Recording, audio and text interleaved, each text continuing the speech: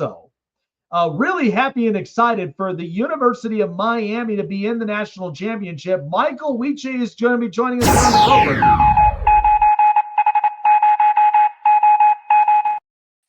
Let's hear it, man. I mean, Miami back in the national championship after long years. I mean, what's kind of going through your head on this? Because I've had plenty of former Miami players that are excited. They're amped.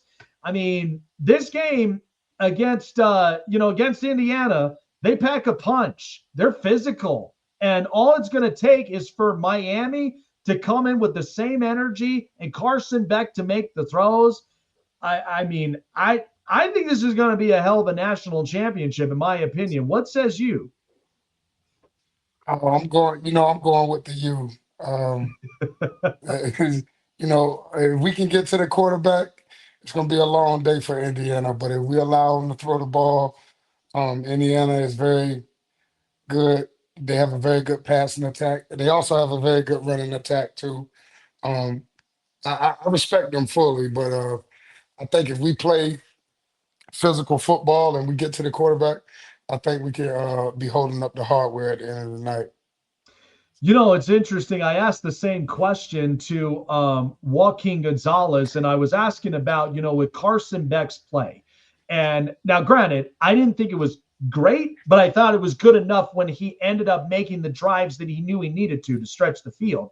So you're going against an Indiana team that packs a punch up on defense. We saw this against Alabama with Ty Simpson. Nowhere to run, nowhere to throw. They just couldn't even put up anything. And then, you look at, you look at what they did to Dante Moore in Oregon, and it was the same thing. They were instilling fear. So when you think of Carson Beck and what he's going to have to come up across, what are kind of the things that he needs to be prepared for in order to, one, not only just try to play a perfect game in itself, but good enough to make the drives, make the stretches, and for Miami to hoist that national championship trophy?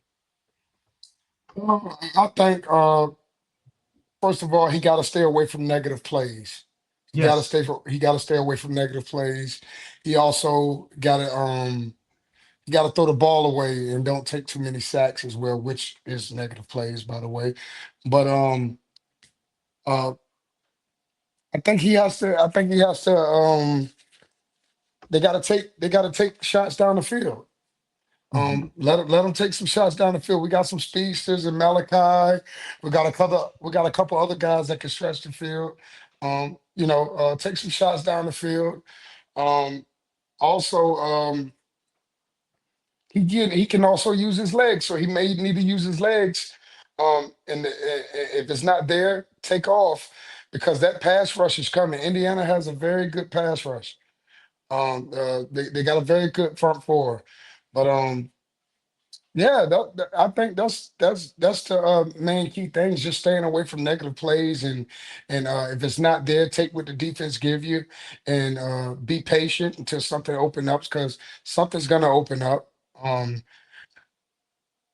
we also have to not hand uh, Indiana unnecessary points like Oregon did because Oregon pretty much handed them 21 points. Right. So if you take that 21 points away that they handed them, we got an intense ball game. Oh, 100%, man. I Yeah. cannot wait for it. Watching Ruben Bain and that whole defensive front. I mean, that was an exciting game against Ole Miss. And I mean, it came down to one throw.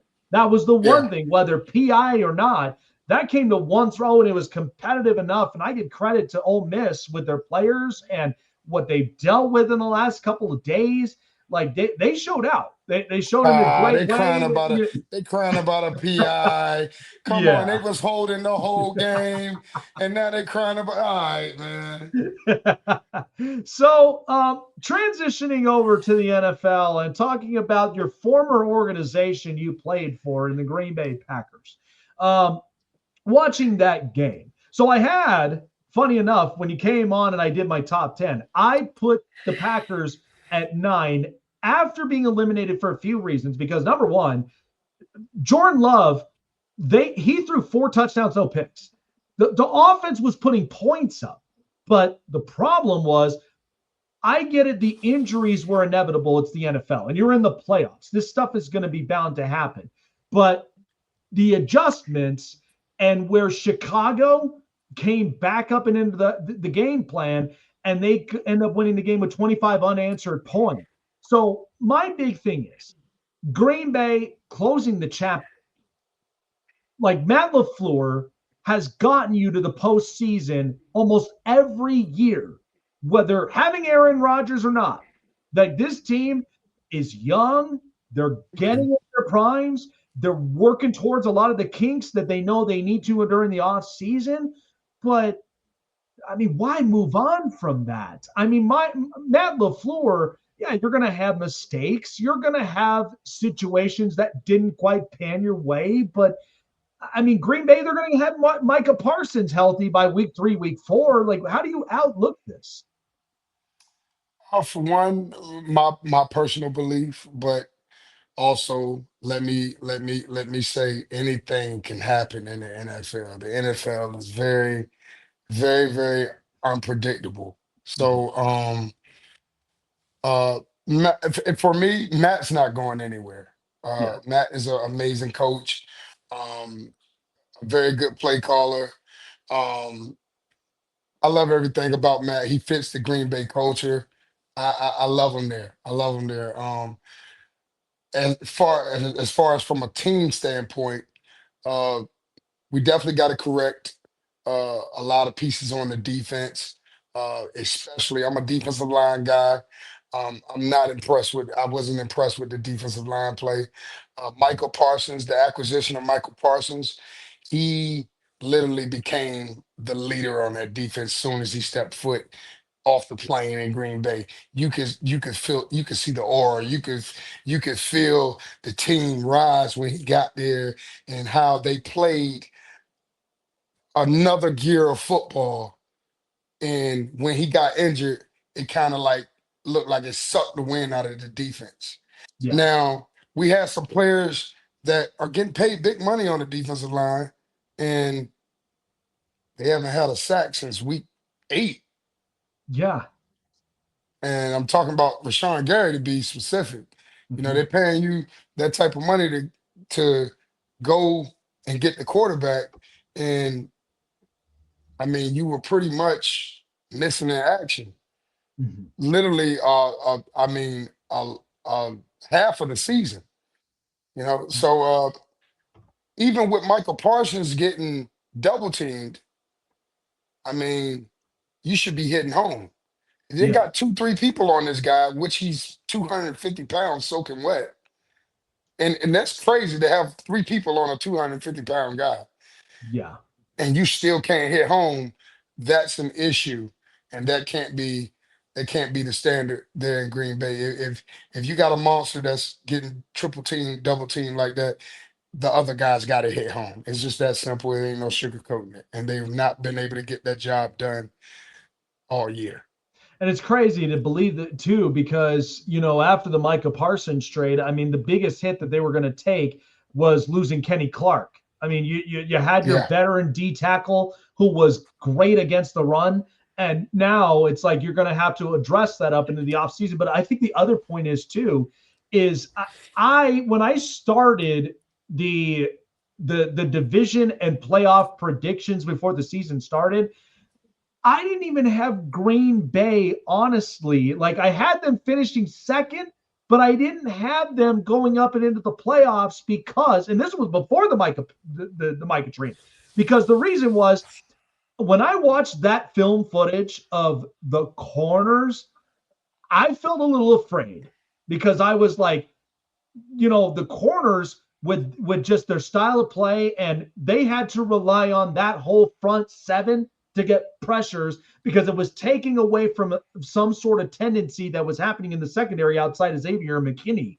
Like I, Hmm. I was like, I felt a little scared about that, but they did prove me wrong in a sense. They got to the last wild card spot, so I think that potential is really there. They just have to be able to address it up on the draft and in free agency.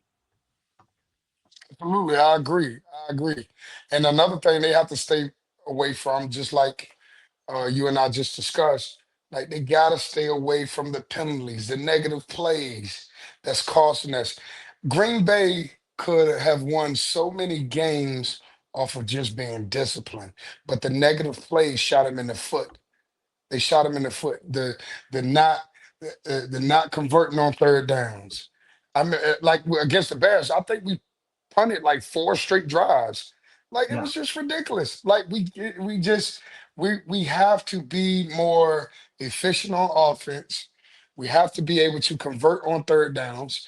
You know, we have to be able to get the ball in the end zone, and we've not been able. It's like we start off hot and then we just take our foot off the gas. Yeah. We take our foot off the gas. There's no way the Bears shouldn't have came back. There's no way. But I knew that the Bears were a second half team, and I know that Green Bay it's like they're allergic to the second half or something. Like, yeah, you can just take it.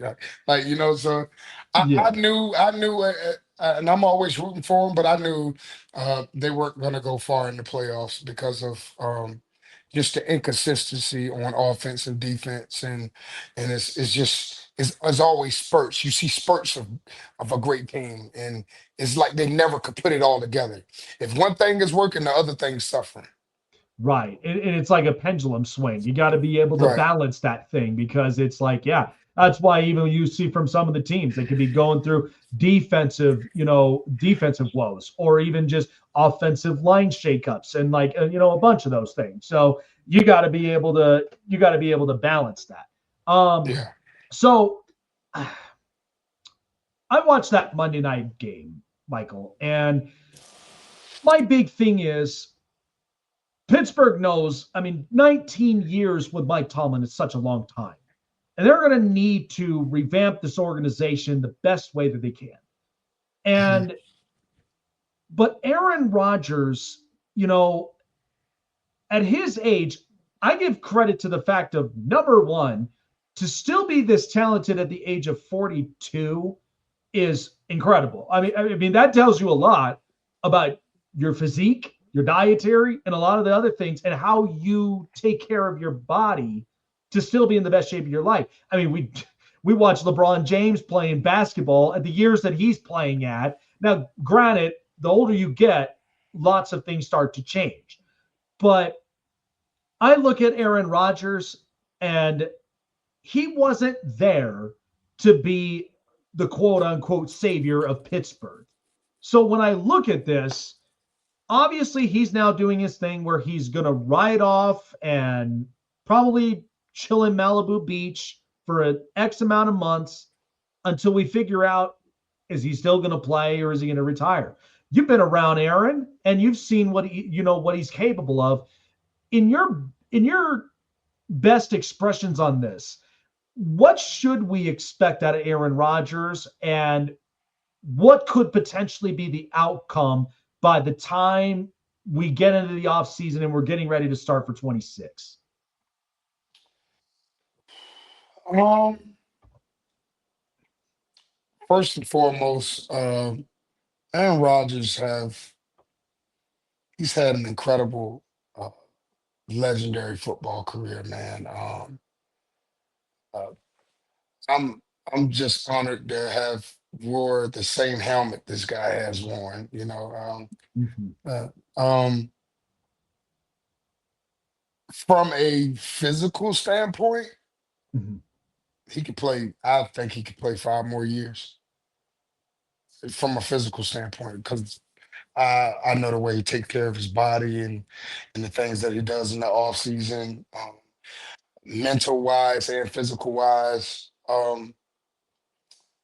With Mike Tomlin stepping down, because him and Mike Tomlin are very very close, and they're very very cool. They've been wanting to link up for a long time, and it finally happened. Um, I don't know, man. It's gonna be. If Mike Tomlin was still there, I'd say yes.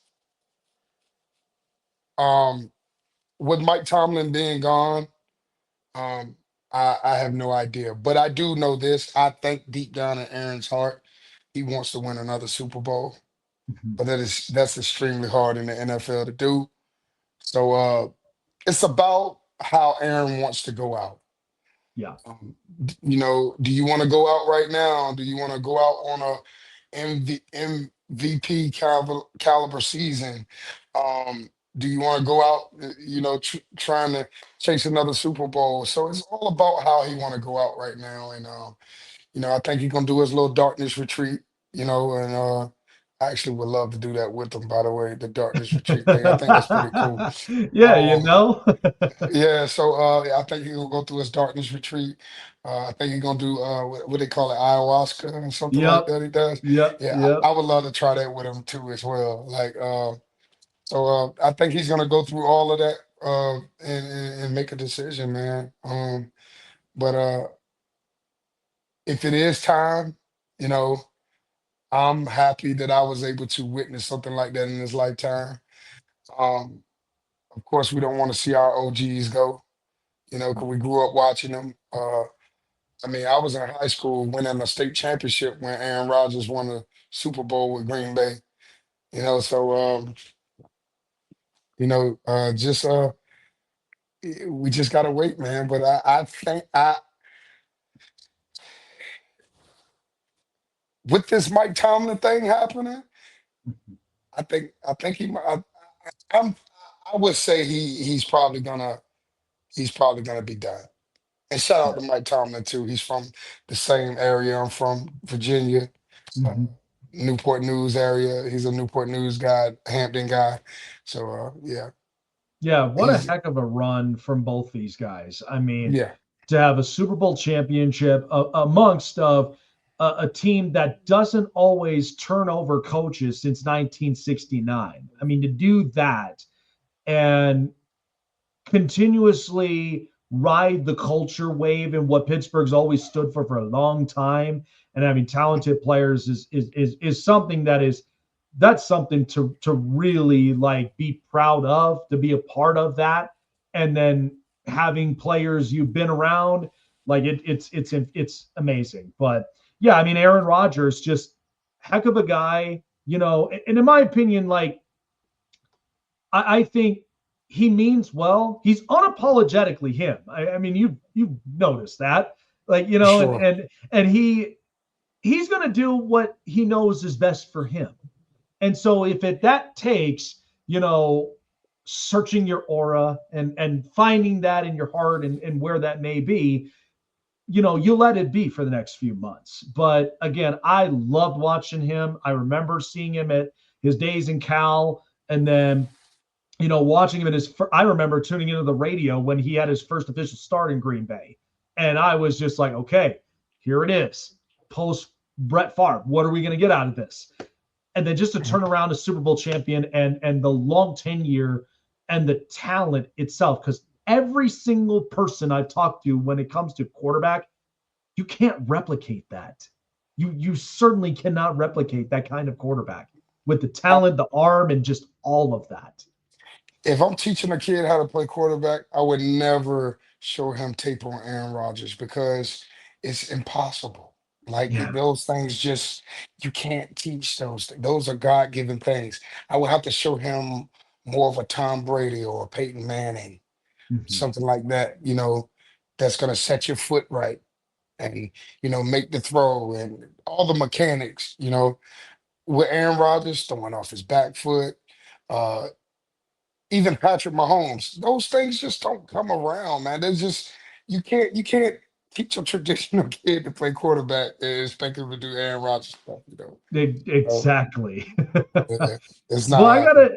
I gotta tell you, your story is fantastic. I got a glimpse, generational curse that explains more about your story. And for all of our audiences here to get a glimpse of that, uh, tell us, explain to us, what went about when you put this book together? Because I'm sure it had to take several different times where you had drafts and really thoroughly writing this down, I'm sure.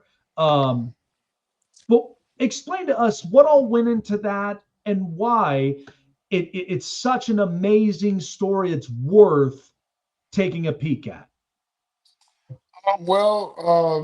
It's worth taking a peek at because um, as people, we battle so many generational curses in our lives, and they just get swept under the rug, and never get dealt with, and it just keep trickling down and trickling down and trickling down.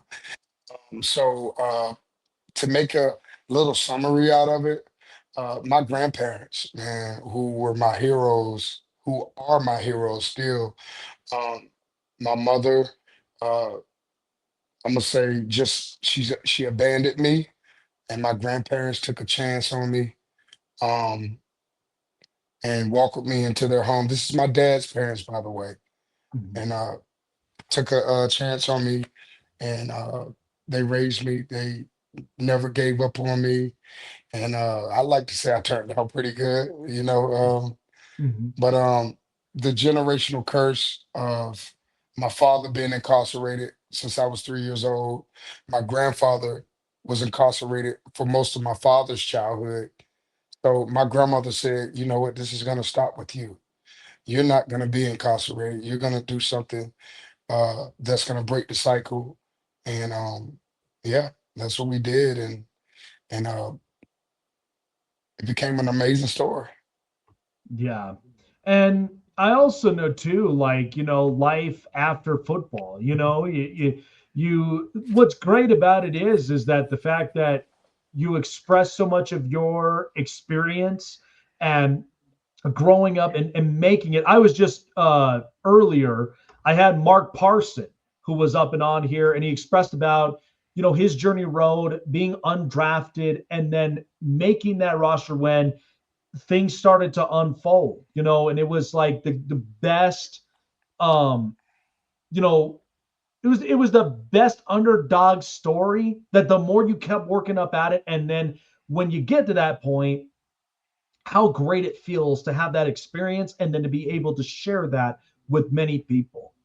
And with you, like your experience in your life and what it shaped you to be where you are today is probably the most influential, the most impactful thing that many people would love to be able to read and to be able to witness and even experience that even in their own personal lives as well. And I think it's fantastic. If you haven't gotten a chance to see it, guys, Generational Curse, the Michael Wyche story is worth reading. It's worth getting a chance to see it. Appreciate you, Michael. Appreciate you for coming on by and expressing just it's just awesome to like have the experiences up and on here and to seeing it from your point of view, man. It's incredible and absolutely love your book. I'd love to get a chance to get a copy and just look, I've seen even the movement. If people are coming in with Packer jerseys, that'll be one Packer jersey right there that's so impactful and moving. I'd love to get my hands on that as well. Hey man, we got the gear for you. Uh, we got the book for you. Um, like I said, man, we the movement is uh breaking generational curses that hold us back. And we also talk about building generational wealth. Because of the game of football, that's the reason that I'm a successful businessman. I know how to run my business. I know how to run a team.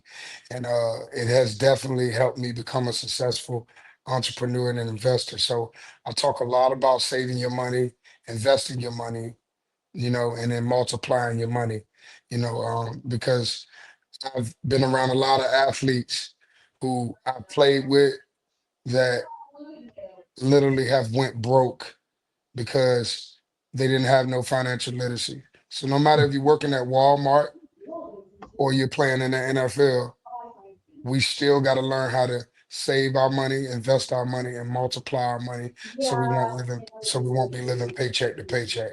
So that's the movement. And if you like that movement, breaking generational curses and creating generational wealth, join the movement. I talk a lot. If you look on my Instagram, I give you different quotes about, you know, just about financial literacy. That's what I teach. So people ask me all the time why I'm not coaching football. That's because I found something that I'm coaching. I'm coaching financial literacy.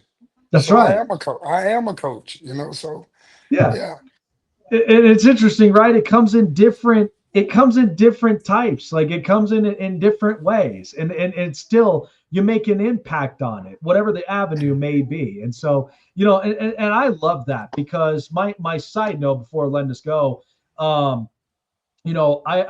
I'm married to the most beautiful woman in my life. We're officially introducing our firstborn child, and moving into fatherhood. Congratulations. Thank you so much. And we both are in a boat to where we trust each other. We build our foundation, and the financial spots. Like we want to eventually own a house. We want to eventually have our spot, and eventually we want to grow it furthermore and have the future that my future kids would learn and be able to build upon that and pass that along to their future kids when they're ready. And so that I absolutely love that, man. But appreciate you for coming on by, Michael. Enjoy the rest of the night, man. And thank you so much for joining on. And for those that haven't checked it out, check it out. Generational Curse, his story, and everything that he breaks down. Give it a read, guys. Appreciate you, Michael. Take care of yourself, and we'll see you soon. Yes, sir. You do the same. Absolutely. All right. There you go, folks. I loved it tonight. Some great stories. That's what the show is all about. And